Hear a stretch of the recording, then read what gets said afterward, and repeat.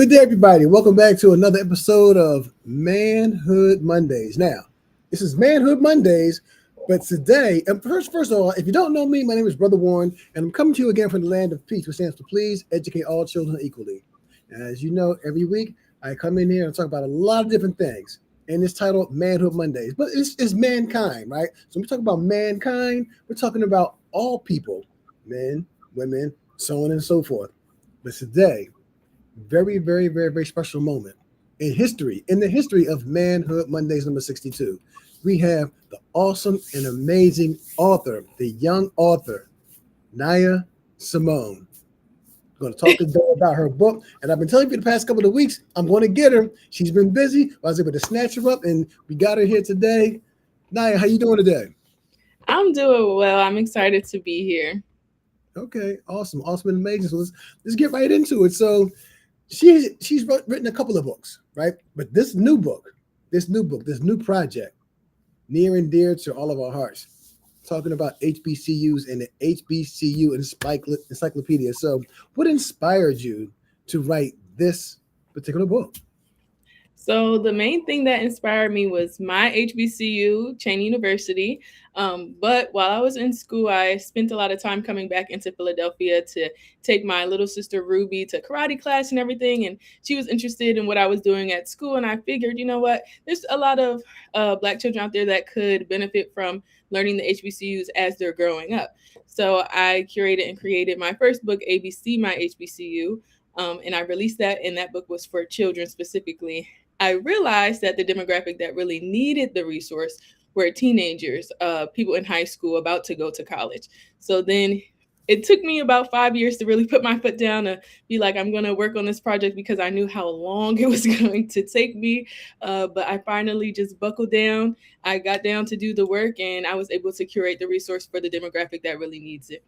Okay, so you already stated it's basically primarily for teenagers. But even me as an adult, and I got my copy. I can't wait to get my copy signed. I'm loving it. I'm loving it.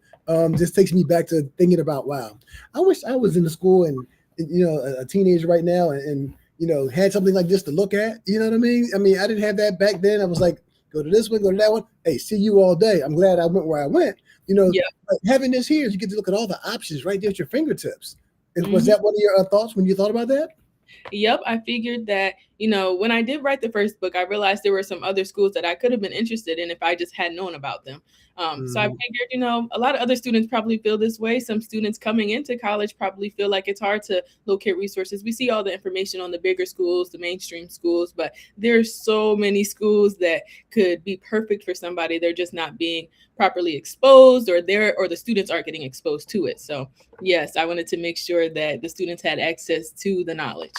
Sure. Now you're heavy in the HBCU space. I've seen a couple of commercials. I mean, whether it be online, whether it be on TV, I've seen you on floats and things of that nature. For those who don't know, Google this young sister right here. I'm telling you, Google this young sister right here. You will see the kind of work that I'm talking about. So let me ask you this question here: what common myths or misconceptions about HBCUs does your book help address?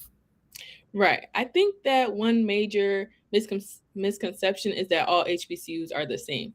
It's like, they're all historically Black. The base is that they are there to service the Black community, to educate the Black community. But in reality, each HBCU has its own culture, its own identity, its own programs, different things that they're known for. And, students are unique in that way too. So, it just takes me back to students being able to find the perfect HBCU for them. Okay.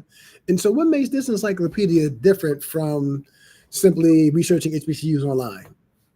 I would say it's the speed at which you can research. So, you research one HBCU at a time, you got to look it up. Then, we can all go to those schools' websites, which is important because students can get the application. They can really get a feel for how the school is representing themselves. But social media is also a big part of how schools represent themselves as well. And it gives students a look into how the school acts socially. So you can do all of that in 1 minute, look at the website 1 second, and get to the Instagram in the next minute to see what they're doing socially. And then you can jump right onto the next school and do the same thing. It makes everything faster for you, and it really lays out all of your options for you. And I'm going to add this for you also. I just want to see young people get back to looking at books. I Right. mean, we look at screens. We're on screen right now. Shout out to Mhm. screens, but we got to get back to looking at some books and flipping some pages too as well. So that's Yeah. another advantage also. And I can see this. It's an awesome read. It's a quick read. It's a simple read, but it's very, very detailed, right? And it Yeah. leads you to where you need to go and see and do the other research. So definitely you get to get this book in front of as many young people as possible. I Yeah. highly celebrate that and support that. Yeah. So watch the students begin learning about HBCUs as early as elementary or middle school. Let's start there. So I believe that early exposure expands their vision of what's possible.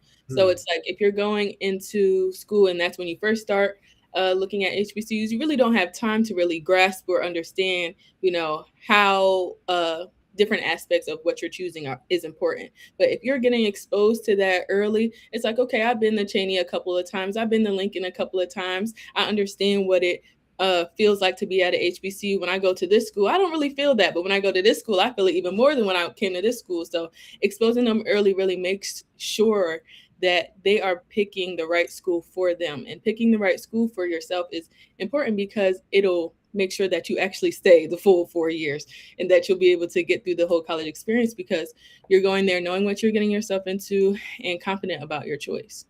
Sure, sure, sure. So, in terms of uniquely shaping identity of leadership and confidence, Mhm.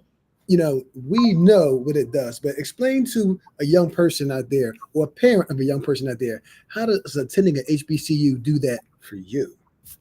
Right. So HBCUs create environments where Black students are not the minority. And I think that's so important to get that experience because we'll have the rest of our lives to be the minority anywhere else.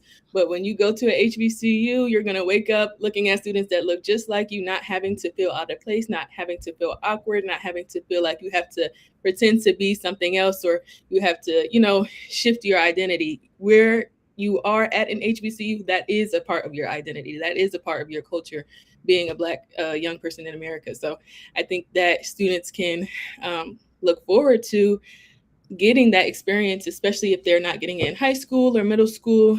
You know, Yeah, allow yourself to get that chance to not be the minority. absolutely, absolutely.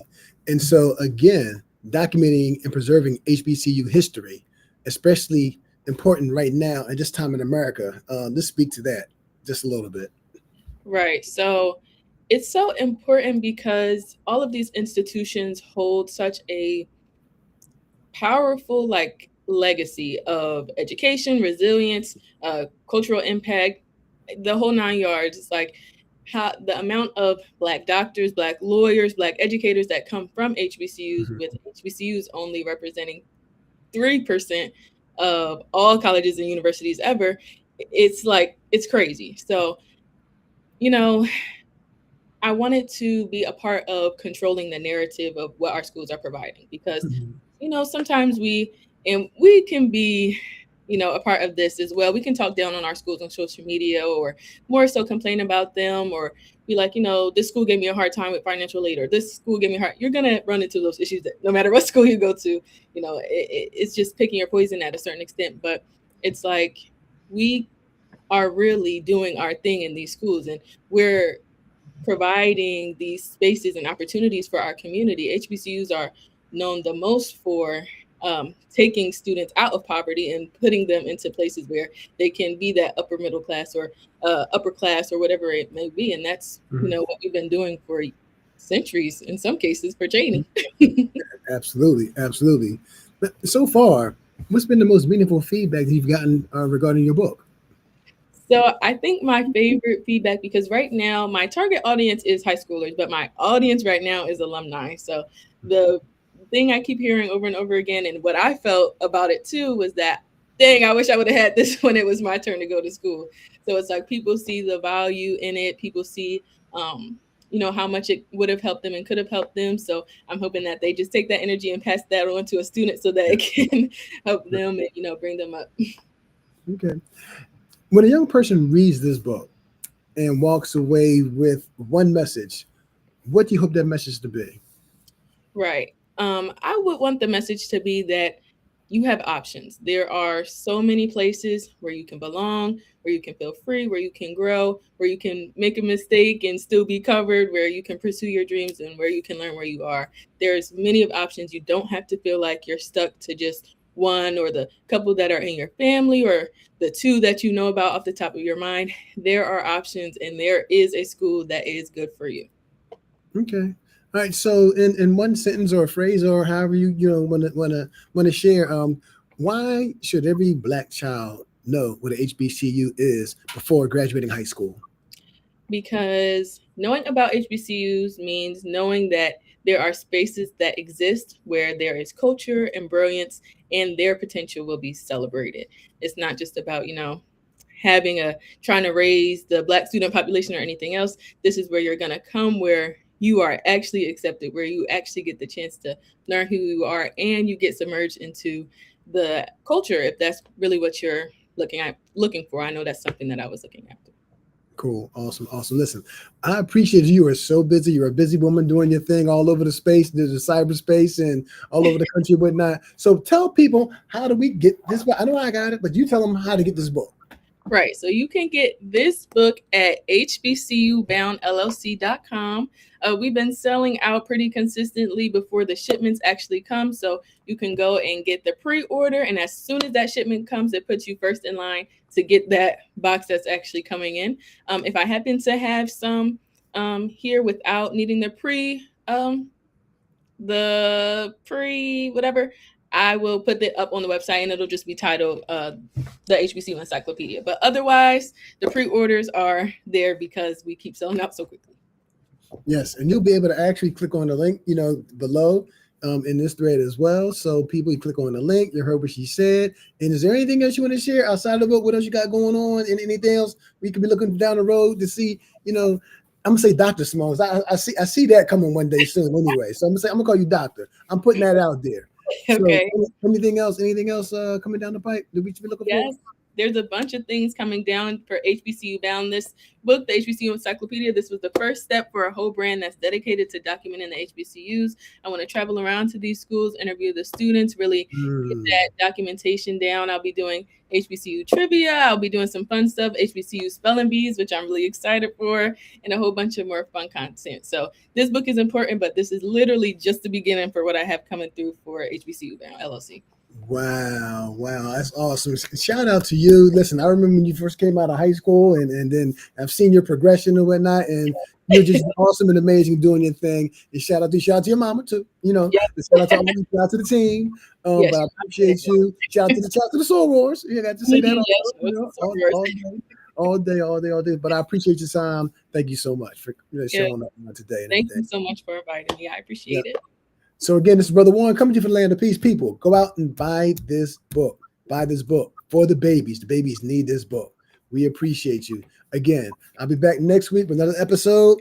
But click on the link, reach out to Dr. Simone, buy this book, support this project. I love you all. Until the next time, be blessed. Peace.